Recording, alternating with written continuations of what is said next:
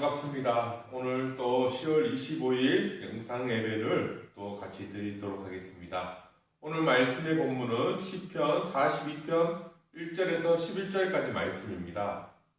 시편 42편 1절에서 11절까지 말씀입니다. 우리 한 절씩 1절부터 11절까지 같이 한번 읽어보도록 하겠습니다. 하나님이여, 사슴이 시냇물을 찾기에 갈급한 같이 내 영혼이 주를 찾기에 갈급하니이다.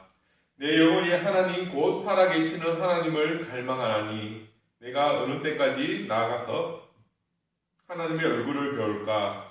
사람들이 종일 내게 하는 말이 내 하나님이 어디 있느냐 하오니 내 눈물이 취하로 내 음식이 되었도다. 내가 전에 성의를 지키는 무리와 동행하여 기쁨과 감사의 소리를 내며 그들을 하나님의 집으로 인도하였더니 이제 이를 기억하고 내 마음이 상하는도다. 내 영혼아, 내가 어찌하여 낙심하며 어찌하여 내 속에서 불안해하는가? 너는 하나님께 소망을 두라. 그가 나타내 도우심으로 말미암아 내가 여전히 찬송하리로다. 내 하나님이여, 내 영혼이 내 속에서 낙심이 되므로 내가 요단 땅과 헤르몬과 미살산에서 주를 기억하나이다. 주의 폭포 소리에 깊은 바다가 서로 부르며 주의 모든 파도와 물결이 나를 휩쓸었나이다. 낮에는 여호와께서 그의 인자심을 베푸시고 밤에는 그의 찬송이 내게 있어 생명의 하나님께 기도하리로다. 내 반석이신 하나님께 말하기를 어찌하여 나를 잊으셨나이까? 내가 어찌하여 원수의 압제로 말미암아 슬프게 다니니까 하리로다. 내 뼈를 찌르는 칼같이 내 대적이 나를 비방하여 늘 내게 말하기를 내 하나님이 어디 있느냐 하도다. 내 영혼아, 내가 어찌하여 낙심하였며 어찌하여 내 속에서 불안해하는가? 너는 하나님께 소망을 두라. 나는 그가 나타내 도우심으로 말미암아 내 하나님을 여전히 찬송하리로다. 아멘. 오늘 암송 말씀은 시편 42편 11절 말씀 우리 한번 더 읽어보도록 하겠습니다. 내 영혼아, 내가 어찌하여 낙심하며 어찌하여 내 속에서 불안해하는가? 너는 하나님께 소망을 두라. 나는 그가 나타나 도우심으로 말미암아 내 하나님을 여전히 찬송하리로다. 아멘. 오늘 말씀의 제목은 어찌하여 낙심하며입니다. 우리 첫 번째, 범사의 기한과 때가 있습니다. 전도서 3장에는 범사의 기한과 때가 있다고 말씀을 합니다. 날 때가 있고 죽을 때가 있는 것 같은 기독교의 시간관의 핵심입니다. 그러나 어떻게 죽느냐는 중요한 날입니다. 심을 때가 있고 거둘 때가 있습니다. 헐 때가 있고 세울 때가 있습니다. 또 울 때가 있고 웃을 때도 있습니다. 인생을 살다 보면 슬퍼할 때가 있고 춤출 때가 있습니다. 그런 것처럼 신앙생활에도 때가 있습니다. 하나님이 주시는 기회가 있습니다. 우리는 그때 더 기쁜 주님과 이제 사귐을 통해 삶의 열매로 나아가야 합니다. 왜냐하면 우리에게 주어져 있는 시간은 영원하지 않고 하나님이 주시는 기회도 영원하지 않기 때문입니다. 오늘 우리가 살펴볼 시편은 아마도 43편과 한 편의 시편이었을 것이라고 추측을 합니다. 70인역과 라틴역은 시편 42편과 43편을 하나의 시로 보고 있습니다. 그 이유는 시편 42편에서 흐름고로 나오는 5절과 11절이 시편 43편 5절에서도 반복되고 두 시의 분위기와 내용이 서로 연관되기 때문입니다. 더구나 시편 43편에는 제목이 없다는 것입니다. 제목이 없다는 것은 시편 제2권에서 놀라운 일입니다. 왜 두 개의 시편으로 분리되었는지는 알려져 있지 않습니다. 형식적인 면에서 시편 42편에서 43편은 개인적인 애가입니다. 민족적인 애가로 보려는 사람들이 있기는 하지만 개인적인 애가로 보는 것이 더 타당해 보입니다. 이 애가의 정확한 배경 역시 불확실합니다. 통상적으로 이 시편은 바벨론의 포로로 잡혀간 사람의 애가로 보기도 합니다. 그러나 꼭 그렇게만 볼 수는 없습니다. 오히려 왕에 대한 숭배가 이세를 펼칠 때 고향에서 쫓겨난 자의 애가일 수도 있습니다. 그러나 그 배경을 질병 가운데서 찾는 것 역시 가능합니다. 질병이 시편 기자가 예루살렘에 있는 성전에서 예배에 참여하는 것을 가로막았기 때문입니다. 한 가지 분명한 사실은 시인이 예배하고 싶어도 예배할 수 없는 상황이라는 것입니다. 그래서 예배하고 찬양하던 때를 그리워하고 있다는 것입니다. 그러기에 우리는 건강한 몸과 마음으로 예배할 수 있을 때 마음을 들여서 예배를 하고 말씀을 잘 배울 수 있는 총기가 있을 때 말씀을 잘 배워야 합니다. 이 시편의 슬픔은 예배할 수 없고 찬양할 수 없는 슬픔이기 때문입니다. 얼핏 보기에도 시편 42편은 5절과 11절의 후렴이 있습니다. 이 동일한 후렴구는 시편 기자가 하고 싶은 진정한 메시지일 것입니다. 그러면 시인의 슬픔 속으로 한번 들어가 보도록 하겠습니다. 1절에서 5절까지인데요. 사슴이 시냇물을 찾기에 갈급한 같이. 우선 1, 2절은 시인의 간절함이 묻어나고 있습니다. 내 영혼이 주를 찾기에 갈급하다는 것입니다. 이 갈급하다로 번역되는 아라그라는 단어는 단순히 목말라 하는 모습뿐만이 아니라 목마름 때문에 숨을 헐떡이며 울부짖는 모습도 나타냅니다. 지독한 가뭄 때 하나님을 향하여 헐떡거리는 들짐승들을 묘사하는 표현으로 요엘서 1장 20절에서만 사용되었습니다. 들짐승도 주를 향하여 헐떡거리오니 시내가 다 말랐고 들의 풀이 불에 탔음이니이다. 그럽니다. 그러므로 이 갈급함이라는 단어는 얼마나 시인이 영적으로 메말라 있는지를 표현하는 말입니다.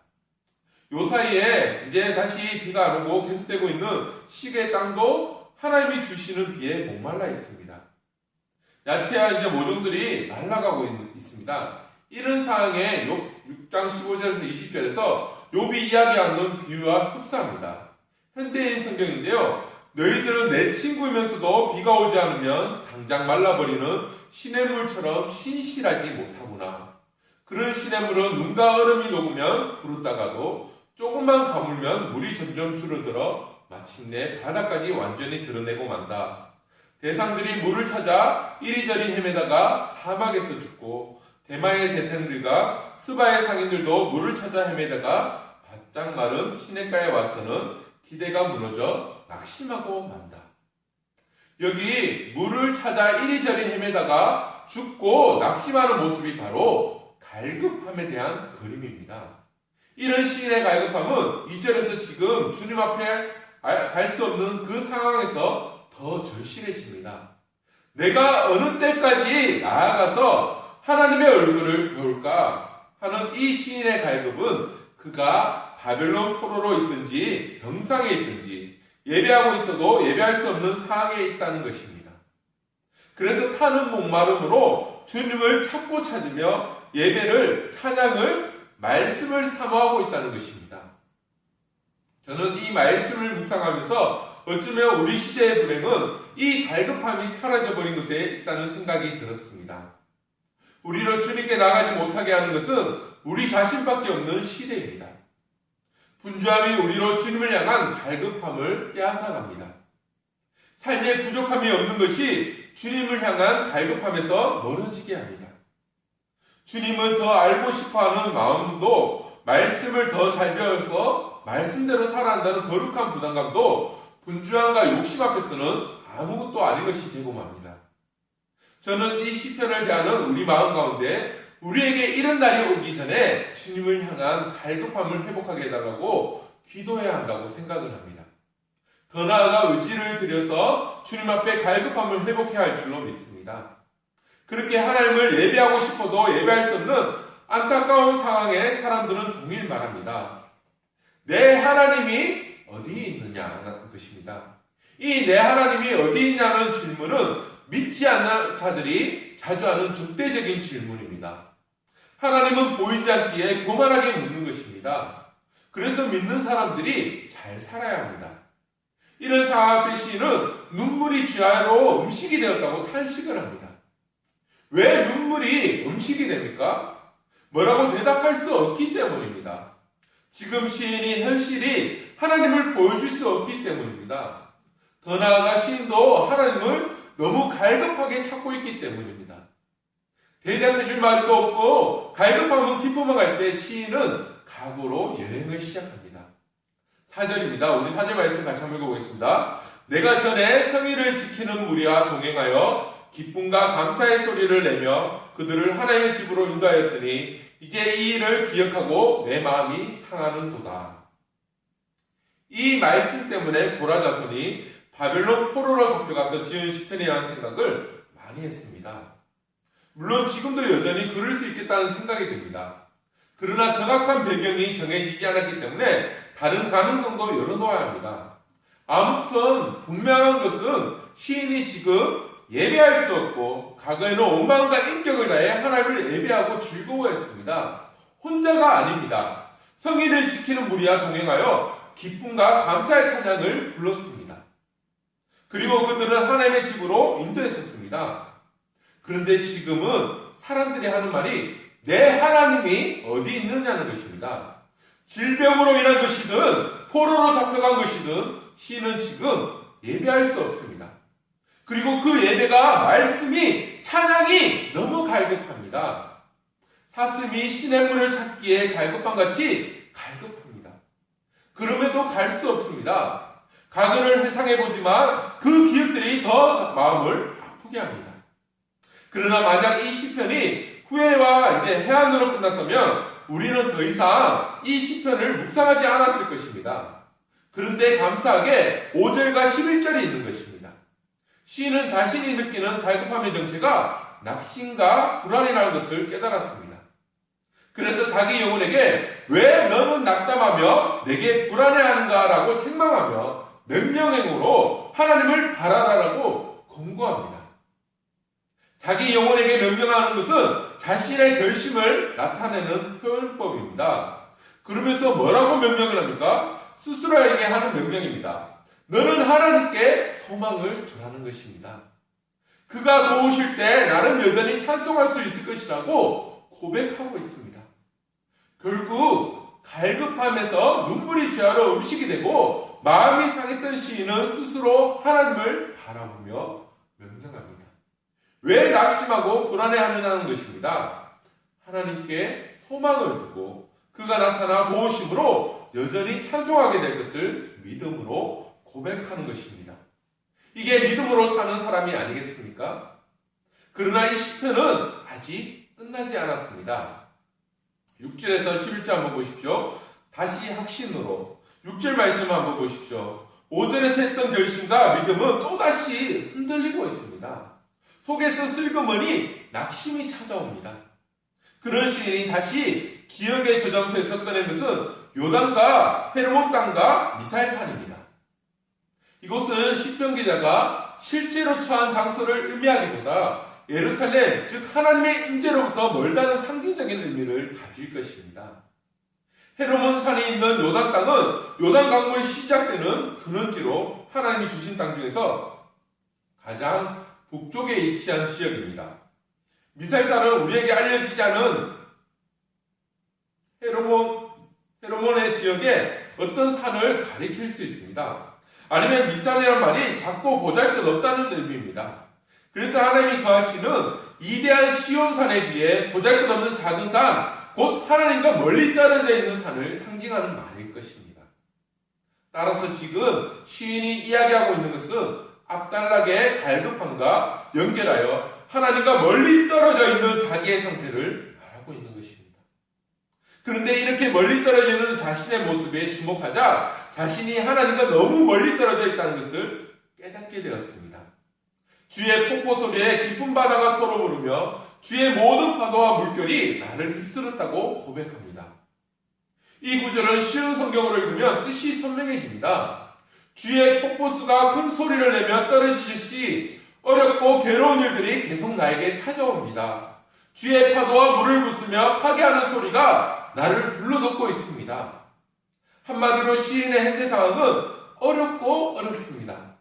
하나님의 폭포 소리에 파다가 이제 서로 부른다는 이 시적인 표현은 큰 풍랑을 연상케 합니다. 파도와 물결이 휩쓸었다는 것은 해일처럼 밀려오는 두려움과 어려움을 연상하게 합니다. 자신을 보호하고 구원을 베푸셔야 할 하나님이 오히려 그에게 재앙이 되신 것입니다. 그런 상황이 시인의 갈급함입니다. 무슨 이유 때문인지 알 수 없지만 시인은 자신이 하나님이 심판 가운데 있다고 느끼고 있습니다. 그래서 너무나도 갈급합니다. 그러나 현실은 하나님과 너무 멀리 떨어져 있고 여전히 하나님의 심판은 무겁게 자신을 억누르고 있습니다. 그래서 하나님께 기도를 합니다. 8절은 그 어려운 상황에서도 여전히 하나님을 신뢰하고 기도하겠다는 시인의 다짐이 돋보이는 구절입니다. 낮에는 여호와께서 그의 인자심을 베푸시고 밤에는 그의 찬송이 내게 있어 생명의 하나님께 기도한다는 것입니다. 지금 시인은 너무 갈급하고 어려운 상황이지만 그래도 하나님은 낮에 그의 인자, 무조건적인 사랑으로 나를 사랑하시기에 밤에는 그 하나님 때문에 찬양했던 그 삶을 토대로 기도하겠다는 것입니다. 사실 시인의 현재는 8절과 같지 못합니다. 지금 시인은 공고하고 힘이 듭니다. 그러나 그것이 하나님의 인자를 없애는 것이 아니라는 것이죠. 그래서 그 하나님께 부르짖습니다. 어찌하여 나를 잊으셨습니까? 내가 어찌하여 원수의 악처럼 말미암아 슬프게 다니고 있습니까? 내 뼈를 찌르는 칼날이 내 대적이 나를 비방하여 늘 내게 말하기를 내 하나님이 어디 있냐고 묻고 있습니다. 이게 시인의 현재 모습이라는 거죠. 시인의 갈급함은 그가 처한 어려움에 있습니다. 사람들이 하는 말이 내 하나님이 어디 있느냐는 것입니다.